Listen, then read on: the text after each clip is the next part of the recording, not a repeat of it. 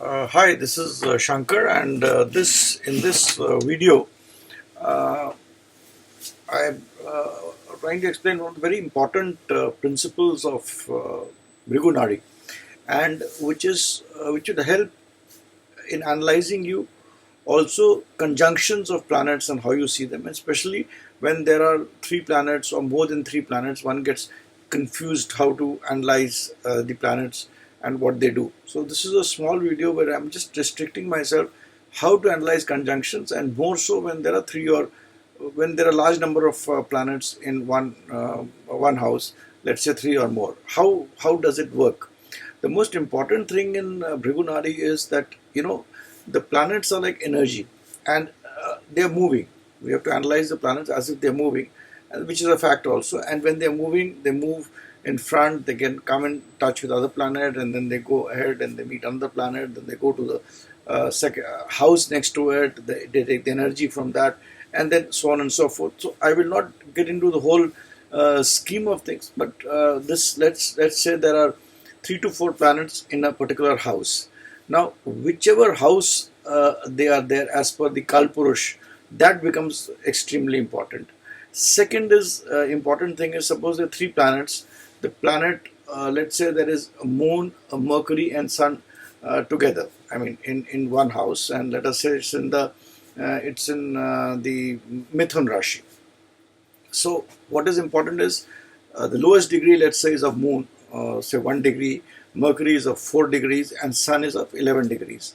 So we have to understand that moon goes and meets a Mercury, and then moon and Mercury together go and meet Sun. So what is important is in this particular thing which I want to explain you is that when the planet which is behind Mercury, like say Mercury was 3 degrees, we said moon is 1 degree, and Sun is greater than Mercury in terms of degrees, let's say it's 9 to 10 degrees. So moon is jo ho chuka. It's what has happened. That is, moon has already given its power to Mercury, because Mercury has crossed moon and come ahead of it. So moon is something which is there, which has happened, and which is Mercury has the energy of moon.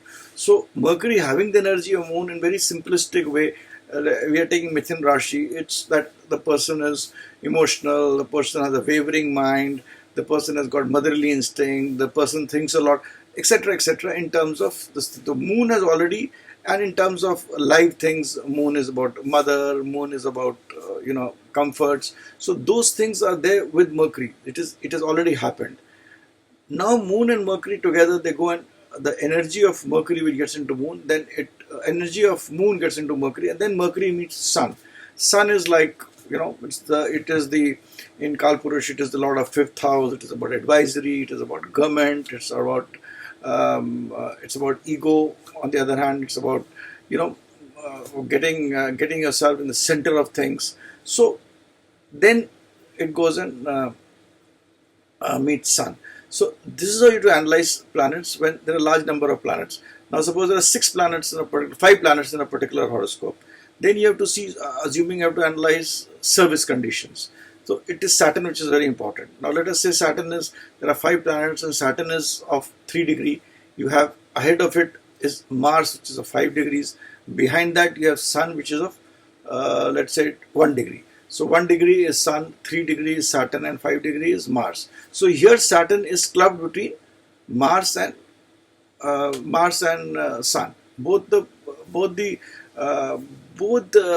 these planets are not very friendly to Saturn. So we can easily see that as far as service is concerned, Saturn has already crossed Surya. So as far as service is concerned, the person may try for government jobs, may try to do something which his father has done, may try to emulate getting into the government sector. All those things are there, which would be there. Or maybe his father has been a very not a very positive influence as far as his job is concerned. But then it goes and meets Mars. Mars is again about disputes, about enemies, about tension. So again, when Saturn goes and meets Mars, it is not in a happy situation. Assuming ahead of that there was Jupiter. So then after the struggle with Mars, Sun is something which is already there. It's a past, which is already already been able to cross Sun. It is there, it crosses Mars, and the next planet is Jupiter. So Jupiter may help the person to get something which becomes reasonable, but then there will be a time lag, and such events will happen, which of course we have to see it in a different perspective.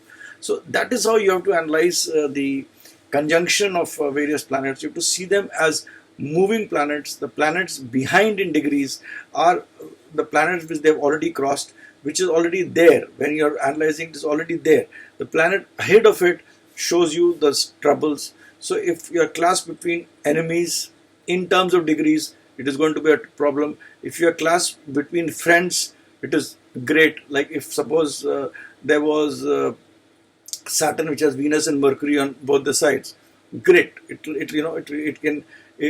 actually going to help you, and it will give you the profession where depending on the house which it is placed. So if it is between friends, it will be great. It will also take it will take the effect of the planet which is in front. It has to actually deal with the planet which is in front of it in terms of degrees, and the planet which is behind it shows that it has crossed that planet, means it's already there. It's a past. It's a bhoot. आपका भूत है, आपका it's not the Bhavashya.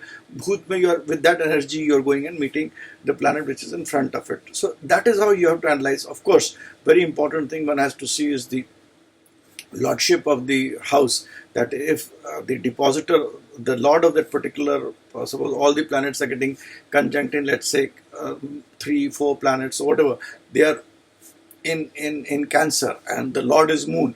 If Moon is exalted, if the Moon is well placed, it gives strength to that entire conjunction. But again, these events would happen, but negativity will reduce and the positivity will become more, because your owner of that particular house, the depositor of the houses, is very strong. So that is how you have to analyze the conjunctions in Bhrigu. But this is a very limited thing which I'm telling you, is how to see the movement of planets, and it helps you when you're analyzing in any way, in, let us say, even in a Vedic astrology, or in terms of you're reading a D1 chart or D9 chart. You can always see the play of planets, the planets which are behind, the planets which are front, especially when there are 3 or more planets. What is the play going to happen? You should also see the sign which is there, the lord of that particular sign. If it is placed there itself, it is very good. That is how you have to see. And then we have the Kartatsva, which you have to see. Like suppose you have a planet Venus, which is behind. Venus is all about love, luxuries, money. So that is behind you. That means the person has come with this bhoot that he will have money. He will somehow get money, get luxuries. And it contacts Saturn. And then you have, let's say, Mars in front of it.